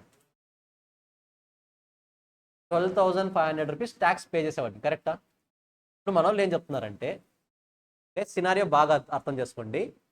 నేను అర్న్ చేసింది 5 lakh, కరెక్టా? అప్ టు 2.50, 2.5 టు 5 lakh వరకు అర్న్ చేస్తాం కాబట్టి 12,500 ఏం చేసేవాడిని? ట్యాక్స్ పే చేసేవాడిని. అంటే నా దగ్గర ఉన్న 5 lakhsలో 12,500 గవర్నమెంట్కి ఇచ్చేస్తాను. రిమైనింగ్ ఎంత ఉంటుంది? 4,87,500 బయట ఖర్చు పెట్టేవాడిని, అవునా? ఇప్పుడు ఏమైందో చూడండి, 5 lakhs అర్న్ చేస్తున్నాను, గవర్నమెంట్కి ఏమైనా పే చేస్తానా? అంటే 5 lakhs కూడా ఏం చేస్తాను? బయట ఖర్చు పెడతాను. బాగా గుర్తుపెట్టుకోండి, నేను చెప్పిన పాయింట్ అనేది మీరు అర్న్ చేసే ఇన్కమ్ మీద పే చేసే ట్యాక్స్, కరెక్టా? ఇక్కడ అంతా కూడా అందరూ హ్యాపీనా కాదా? ఇప్పుడు ట్యాక్స్ పే చేయాల్సిన అవసరం లేదు, అందరూ హ్యాపీనా కాదా? మీరు హ్యాపీనా కాదా? షూరా? ఇంతకుముందు మీరు బయటికి వెళ్ళి 4,87,000 ఖర్చు పెట్టేవాళ్ళు. మీరు బయటికి వెళ్ళి ఏం ఖర్చు పెట్టినా సరే ప్రతి 1 రూపీ మీద జిఎస్టీ ఉంటుంది, ప్రతి ఒక్క రూపాయి మీద జిఎస్టీ ఉంటుంది. అంటే మీరు ఇంతకుముందు 4,87,500 రూపీస్ ఖర్చు పెట్టి జిఎస్టీ పే చేసేవాళ్ళు, కరెక్టా? ఇప్పుడు ఎంత ఖర్చు పెట్టి పే చేస్తున్నారు? 5 lakhs పెట్టి పే చేస్తున్నారు. ఇప్పుడు చెప్పండి, అడ్వాంటేజా డిసడ్వాంటేజా? ఇప్పుడు 5 lakhs మీద ట్యాక్స్ పే చేస్తారు ఇప్పుడు మీరు, కరెక్టా? ఇంతకుముందు ఎంత మీద ట్యాక్స్ పే చేసేవాళ్ళు? 4,87,000. ఇప్పుడు ఎంత మీద పే చేస్తున్నారు? 5 lakhs మీద ట్యాక్స్ పే చేస్తున్నారు. సార్ మనకి ఇది సేవ్ అయింది కదా, సేవ్ అయింది, కానీ ఎక్కడ సేవ్ అయింది? మళ్ళీ ఇలా ఇచ్చి ఇలా తీసుకుంటున్నారంట, అంతే సినారియో. అక్కడ మీకు ముందు నుంచి ఇచ్చి వెనక నుంచి తీసుకుంటున్నారు. So this is all called balancing. మనల్ని బ్యాలెన్స్ చేయడానికి చెప్పాను కదా, మీరు ఎంత బాగా బ్యాలెన్స్ చేయగలిగితే, ఎంత బాగా కంట్రోల్ చేయగలిగితే వాళ్ళు మాత్రమే ఎక్కువ రోజులు సర్వే అవుతారు. మన పాలిటిక్స్ కూడా అంతే, పెద్ద డిఫరెన్స్ ఏం లేదు. మన పాలిటిక్స్ కూడా ఆల్వేస్ ఏ స్టేట్లో అయినా చూడండి, ఒకరు టెక్నాలజికల్ పరంగా పీక్స్గా ఆలోచించే పర్సన్ ఉంటారు, ఒకరు లోకల్ రూరల్ డెవలప్మెంట్ పరంగా పీక్స్గా ఆలోచించే పర్సన్ ఒకరు ఉంటారు. ఏది ఇంపార్టెంట్ రెండిట్లో? రెండు ఇంపార్టెంటే. ఒక పొలిటికల్ పార్టీ రూరల్ డెవలప్మెంట్ కోసం ఎక్కువ ఆలోచిస్తుంది, అంటే లోకల్ డెవలప్మెంట్ కోసం ఎక్కువ ఆలోచిస్తుంది. ఇంకొక పొలిటికల్ పార్టీ హైయర్ డెవలప్మెంట్ కోసం ఎక్కువ ఆలోచిస్తుంది. ఈ రెండింటిని బ్యాలెన్స్ చేయగలిగే వాళ్ళు ఉంటే మాత్రమే సర్వే అవుతారు ఎక్కువ రోజులు ఎవరైనా సరే, అదర్వైజ్ సర్వే అవ్వరు. నేను నేమ్స్ చెప్తున్నాను, బట్ ఇంటెన్షన్తో కాదు, కానీ ఓపెన్ ఫ్యాక్ట్ చెప్తున్నా. 2014లో మనకు, నేను చెప్తున్నది ఆంధ్ర, 2014లో టీడీపీ వచ్చింది. ఇంటెన్షన్ ఒక్కటే, ఇప్పుడు మనకు స్టేట్ డివైడ్ అయిపోయింది, ఖచ్చితంగా డెవలప్మెంట్ కావాలనే ఉద్దేశంతో అందరూ టీడీపీని గెలిపించారు. కానీ స్టేట్ డెవలప్ అయిపోయి మనకు ఆపర్చునిటీస్ తగ్గిపోతున్నాయి కదా, ఎంప్లాయ్మెంట్ ఆపర్చునిటీస్. సో చాలామంది వెళ్తారు, డబ్బులు లేవు. కాబట్టి 2019లో ఏం చేశారు? వైసీపీని గెలిపించారు. ఇప్పుడు వైసీపీ టార్గెట్ అంతా ఏంటి? లోకల్గా ఉన్న పీపుల్కి ఫస్ట్ హెల్ప్ చేయాలి, దాని తర్వాత డెవలప్మెంట్ గురించి ఆలోచిద్దాం అనే మైండ్ సెట్తో వాళ్ళు ఉన్నారు. అల్టిమేట్గా 2014లో మరి 2024లో ఏమైంది? వైసీపీ పోయింది, టీడీపీ వచ్చింది. అంటే ఒకసారి గవర్నమెంట్ అనేది ఎంటర్ అయింది అంటే ఈ రెండింటిని బ్యాలెన్స్ చేయాలి, డెవలప్మెంట్ని బ్యాలెన్స్ చేయాలి, as well as local people గ్రోత్ని కూడా బ్యాలెన్స్ చేయాలి. రెండింటిని బ్యాలెన్స్ చేస్తే ఆ పార్టీ ఎక్కువ రోజులు ఉంటుంది. లేదు నేను ఒకదాని మీదే టార్గెట్ చేస్తాను అనుకోండి, అల్టిమేట్గా పార్టీ అనేది కొలాప్స్ అవుతుంది. సేమ్ ఇలాంటి సినారియోలు ఇక్కడ కూడా మీరు ఏదైనా ఒక డిసిషన్ తీసుకోగలుగుతున్నారంటే ఖచ్చితంగా చాలా పాయింట్స్ నుంచి ఆలోచించాలి మీరు. ముఖ్యంగా ఎఫ్ఎంలో నంబర్ ఆఫ్ వెరైటీస్ దగ్గర నుంచి, నంబర్ ఆఫ్ యాంగిల్స్ దగ్గర నుంచి, నంబర్ ఆఫ్ స్లైడ్స్ దగ్గర నుంచి, ప్రతి యాంగిల్లో కూడా థింక్ చేయాలి. అప్పుడు మాత్రమే మనకు ప్రాపర్గా ఒక సొల్యూషన్ అనేది దొరుకుతుంది. మీకు ఆల్రెడీ ఈ పార్ట్కే చెప్పుకుంటాను, ఒక హౌస్ కొనాలంటే ఏం ప్లానింగ్ ఉండాలని ఐడియా ఉందా? 1 crore మనీ ఉంటే ఎలా ప్లాన్ చేయాలన్నది ఇంకోసారి ఎక్స్ప్లెయిన్ చేస్తాను, ఇంకా చాలామంది కొత్త వాళ్ళు ఉన్నారు కాబట్టి. చాలామంది చేసే మిస్టేక్స్ ఏంటంటే, ఇప్పుడు నా దగ్గర 1 crore ఉంటే ఒక ఓన్ హౌస్ కొనాలని డ్రీమ్ ఉంది, అల్టిమేట్గా 1 crore పెట్టి కొనేస్తారు ఓన్ హౌస్, ప్రాబ్లం లేదు, హ్యాపీ లైఫ్ అనుకుంటారు. ఇది ఎప్పుడు ఎమోషనల్గా థింక్ చేసినప్పుడు. ఎమోషనల్గా కాకుండా కాస్త కమర్షియల్గా థింక్ చేయండి, మనం ఎంత లాస్ అవుతున్నామో తెలుస్తుంది. ఇప్పుడు ఏ హౌస్ అయినా సరే, ఎక్కడైనా సరే, ఇన్ ఇండియా ఎక్కడైతే వెళ్ళినా సరే, మీరు ఒక హౌస్ కొనాలంటే ఫస్ట్ 30% డౌన్ పేమెంట్ చేయాలి. మన దగ్గర 1 crore ఉంది, 30% డౌన్ పేమెంట్ చేస్తే ఎంత అవుతుంది? 30 lakhs. 30 lakhs పెట్టి హౌస్ కొనేస్తాను. మరి హౌస్ 1 crore కదా, ఆ రిమైనింగ్ 70 lakhs ఏం చేస్తాను? నేను లోన్ తీసుకుంటాను. ఈ రిమైనింగ్ 70 lakhs ఏదైతే పే చేయాలో అది లోన్ తీసుకుంటా. లోన్ తీసుకుని మంత్లీ ఇంట్రెస్ట్ పే చేస్తాను. మంత్లీ లోన్ అమౌంట్ పే చేస్తాను. మరి ఆ డబ్బులు కావాలి కదా నాకు.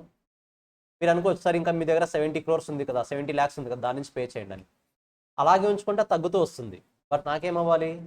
ఇంక్రీజ్ అవ్వడం కావాలి. కాబట్టి ఈ 70 lakhs ఏం చేస్తాను? ఇప్పుడు నేను వేరే దగ్గర ఇన్వెస్ట్ చేస్తాను. ఇన్వెస్ట్ చేస్తే రిటర్న్ వస్తుందా? ఆ రిటర్న్ నేను ఇక్కడ ఏం పే చేస్తాను? ఈఎంఐగా పే చేస్తాను. నాకు వచ్చే రిటర్న్నే ఈఎంఐగా పే చేస్తాను. సార్ దీనివల్ల మీకు ఏముంది యూజ్ అంటే, నా టెన్యూర్ అంతా అయిపోయినా సరే అల్టిమేట్గా నాకు ఈ 70 lakhs మన రిటర్న్ వస్తుంది లాస్ట్లో. అంటే మీ హౌస్ కొన్నారు, లోన్ పే చేశారు, ఇన్వెస్ట్మెంట్ చేశారు, హౌస్ ఈఎంఐ అంతా అయిపోయింది, అయినా సరే మీ దగ్గర ఎంత ఉంది? ఇప్పుడు 70 lakhs ఉంది. ఇదే మీరు 1 crore పెట్టి డైరెక్ట్గా కొన్నారంటే ఏమవుతుంది? ఆ రోజుతోనే 1 crore అయిపోతుంది, మీ బ్యాలెన్స్ 0 అయిపోతుంది. అప్పటి నుంచి మీరు లోన్ పే చేయాల్సిన అవసరం లేదు, మీకు ఇంట్రెస్ట్ కూడా రాదు. కానీ సెకండ్ అప్రోచ్ రావడం వల్ల ఏమవుతుంది? ఆఫ్టర్ ఫ్యూ ఇయర్స్, ఆఫ్టర్ ఒక 20 years తర్వాత ఏమొస్తుంది? మరి మీ చేతికి ఒక 70 lakhs రిటర్న్ వస్తుంది. సో ఫస్ట్ సినారియోలో మీరు ఆలోచించింది ఎమోషనల్గా, సెకండ్ సినారియోలో మీరు ఆలోచించింది కమర్షియల్గా. ఏది బెటర్ చెప్పండి? ఇప్పుడు మీ ఓన్ హౌస్ మీకు ఉందా లేదా? మీ ఓన్ హౌస్ మీకు ఉంది, 70 lakhs మీ చేతిలో ఉంది. ఓన్లీ ఎమోషనల్గా ఆలోచిస్తే హౌస్ మాత్రమే మీ చేతిలో ఉంటుంది. ఏ ఫిక్స్డ్ అసెట్కైనా సరే మనం ఫాలో అవ్వాల్సిన అప్రోచ్ ఇది. ఏ ఫిక్స్డ్ అసెట్కైనా సరే మనం ఫాలో అవ్వాల్సిన అప్రోచ్. ఎవరైనా ఒక పర్సన్ మీకు లోన్లు ఎక్కువ ఉన్నాయి అంటే, yes, it is a positive thing. Loan అనేది నెగిటివ్ కాదు. ఫస్ట్ ఆ పాయింట్ క్లారిటీ ఉండాలి. జనరల్గా అప్పులు ఉన్నాయి అంటే దాని మీనింగ్ ఏంటి? నెగిటివ్ కదా మనకి అందరికీ. బట్ ఎఫ్ఎంలో అది కరెక్ట్ కాదు. అప్పులు ఉండడం ఈజ్ ద పాజిటివ్ థింగ్. ఎలా పాజిటివ్ అవుతుంది సార్? నెక్స్ట్ క్లాస్ నేను క్లియర్గా ఎక్స్ప్లెయిన్ చేస్తాను. అసలు అప్పులు ఉంటే ఎలా బాగుపడతాం నేను ఎక్స్ప్లెయిన్ చేస్తాను. క్లారిటీ వస్తుందా? ప్రతి కంపెనీ కూడా, ఇండియాలో ఉన్న ప్రతి కంపెనీకి అప్పు ఉంది. అంతెందుకు, వరల్డ్లో రిచెస్ట్ కంట్రీ ఏది? మనకు తెలిసిన రిచెస్ట్ కంట్రీ ఏది? యుఎస్ఏ. కరెక్టా? బట్ దానికన్నా రిచెస్ట్ కంట్రీస్ ఉన్నాయి, బట్ అందరికీ బాగా తెలిసిన కంట్రీ ఏదంటే యుఎస్ఏ. యుఎస్ఏ 100 rupees అర్న్ చేస్తే దాని మీద 300 rupees లోన్ ఉంది. కావాలంటే వెళ్ళి చూడండి. యుఎస్ఏ అర్న్ చేసే దానికన్నా ఎక్కువ లోన్ ఉంది ఆ కంట్రీ మీద. సింపుల్ చెప్పాలంటే యుఎస్కు ఉన్న లోన్ అమౌంట్తో వరల్డ్లో ఉన్న ఒక 5-6 కంట్రీస్ని కొనేయచ్చు. అది లోన్ అమౌంట్తో నేను చెప్పేది. అన్ని అప్పులు ఉన్నాయి దానికి. గట్టిగా మాట్లాడితే ఆ 5-6 కంట్రీస్ కలిస్తే యుఎస్ఏని కొనేయచ్చు దాని మీనింగ్. క్లారిటీ వస్తుందో ఆ పాయింట్? డిఫరెంట్ యాంగిల్స్తో ఆలోచించాలి మనం. ఇంతవరకు మనకు అప్పులు ఉండడం అనేది ఒక నెగిటివ్ మైండ్ సెట్తోనే ఉన్నాము. లేదు, అప్పులు ఉండడం అనేది పాజిటివ్ మైండ్ సెట్. మీకు ఒక్క పాయింట్ ఇప్పుడే డిస్కస్ చేసి క్లోజ్ చేస్తాను ఈరోజు. ఓకేనా? లెట్స్ సే నా దగ్గర 100 rupees ఉంది, నేను ఇన్వెస్ట్ చేయొచ్చు, ఎక్కడైనా సరే ఇన్వెస్ట్ చేయొచ్చు దీన్ని. ఓకేనా? 100 rupees నా అమౌంటే ఉందనుకోండి, నేను అర్న్ చేసిన దాని మీద ట్యాక్స్ పే చేయాలి. 100 rupeesని బేస్ చేసుకుని నేను ఒక 10 rupees అర్న్ చేశాను అనుకోండి, 10 rupees మీద ఒక 5% ట్యాక్స్ అనుకున్నా, లెట్స్ సే 20% ట్యాక్స్ అనుకున్నా, 2 rupees నేను ట్యాక్స్ పే చేయాలి. ఇదే 100 rupeesని నేను లోన్గా తీసుకుంటే, ఇదే 10 rupees అర్న్ చేస్తే, ఇదే 10 rupees మీద 20 rupees ట్యాక్స్ పే చేస్తే 2 rupees ఉందా? ఈ 2 rupees నుంచి నేను ట్యాక్స్ బెనిఫిట్ తీసుకోవచ్చు. ఎందుకు అంటే according to tax rules we can get tax benefit on the interest payments.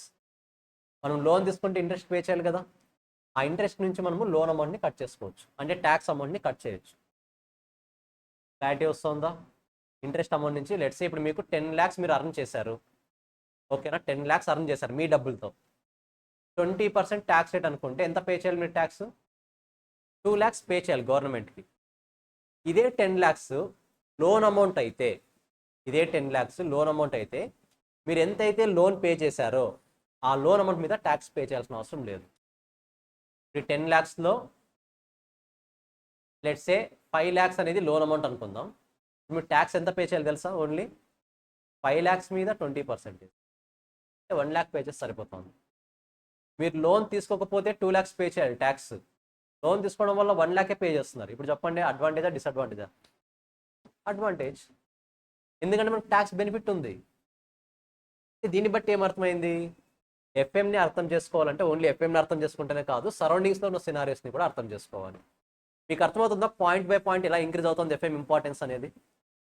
So ఇలా ప్రతి యాంగిల్లోనూ థింక్ చేయగలిగితే trust me, financial point of view వచ్చినప్పుడు కమర్షియల్గానే థింక్ చేయండి. ఎమోషనల్ అనేది చాలా తక్కువ పోర్షన్ ఉండేవాళ్ళు, చాలా తక్కువ పోర్షన్ ఉండాలి.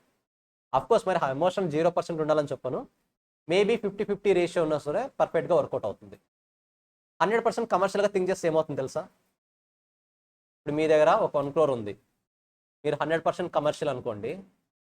లెట్స్ సే 20 lakhs ఉంది, నేను కార్ కొనాలి, 20 lakhs పెట్టి కార్ కొనాలి.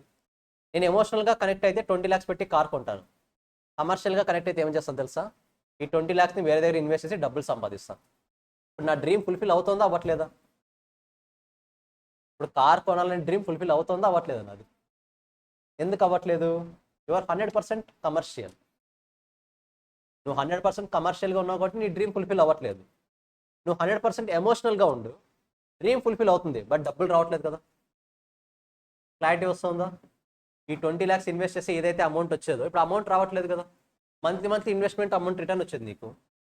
నువ్వు 100% ఎమోషనల్ అయినావు, రిటర్న్ రావట్లేదు. 100% కమర్షియల్ అయినావు, డ్రీమ్ ఫుల్ఫిల్ అవ్వట్లేదు. మరి ఏది కరెక్ట్? రెండింటిని బ్యాలెన్స్ చేయడం correct. You should be emotional and you should be commercial. So ఈ పాలసీతో వర్కౌట్ అయ్యేది ఈ ఫినాన్షియల్ మేనేజ్మెంట్. క్లారిటీ వస్తుందా? బట్ ఇక్కడ మాత్రం మనము 100% కమర్షియల్ అనే మైండ్తోనే వెళ్తాం. రియాలిటీలో మీరు దానికి ఎమోషన్స్ యాడ్ చేయాలి. ఓకేనా? రియాలిటీలో మీరు ఎమోషన్స్ యాడ్ చేయాలి.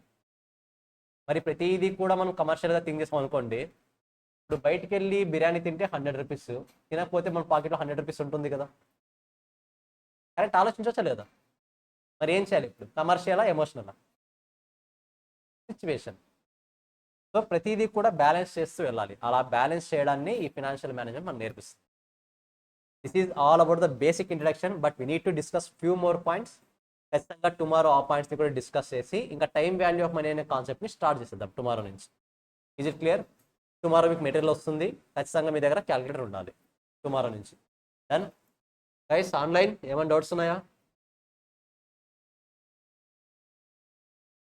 ఏమైనా డౌట్స్ ఉన్నాయా? ఇంకా హార్డ్లీ ఇంకా January 1st నుంచి మీకు కూడా అవర్స్ డబుల్ అవుతాయి. ఓకేనా? అవర్స్ ఇంక్రీజ్ అవుతాయి. ఏమైంది? ఆఫ్ అయిపోయిందా?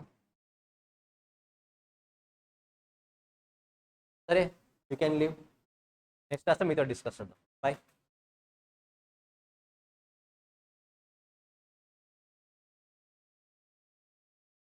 మీకు అప్డేట్ వచ్చిందా? షెడ్యూల్ మారింది టుమారోకి. వచ్చింది? రాలేదా మెసేజ్? టుమారో ఉంది. ఏ టైంకి ఉంది టుమారో? టుమారో 2. మన వాళ్ళు నిన్న హాలిడే కదా కానీ క్వశ్చన్ ప్రిపేర్ చేయలేదు. టుమారో పెట్టాం. నెక్స్ట్ క్లాస్లో మీట్ అవుదాం. బాయ్. ఒకసారి